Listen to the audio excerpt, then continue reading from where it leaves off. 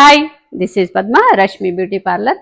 మనకు ముందు ముందు చాలా కేర్ తీసుకోవాల్సి వస్తుంది. ఎందుకంటే వచ్చేది చలికాలం కాబట్టి కంపల్సరీ ఎవరికైనా అంటే బ్యూటీ మీద ఇంట్రెస్ట్ లేని వాళ్ళకైనా ఇది ఫాలో కావాల్సిందే. ఖచ్చితంగా అవుతారు కూడా. ఎందుకంటే స్కిన్ అంతా పగిలిపోతుంది, హెయిర్ ఫాల్ ఉంటుంది. ఈ రెండు మెయిన్ ప్రాబ్లమ్స్.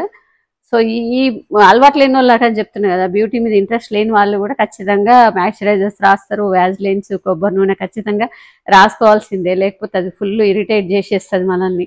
సో మనం ఇట్లా ఇట్లా టచ్ చేసినా కూడా తెల్ల గీతలు పడతాయి. సో ఇదొకటి.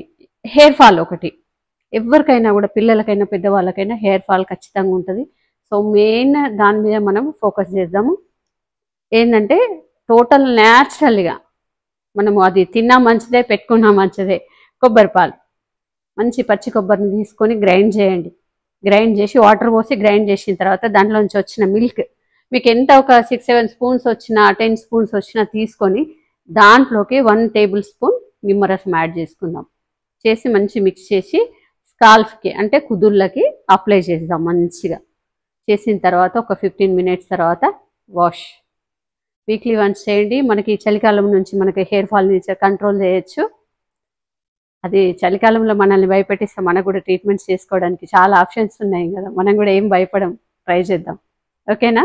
స్కిన్ గురించి రేపు మాట్లాడుకుందాం. ఒకసారి అయితే కన్ఫ్యూజ్ అవుతుంది కదా. సో స్కిన్ గురించి రేపు తెలుసుకుందాం, వింటర్లో ఏం తీసుకోవాలో. ఓకేనా? Thank you.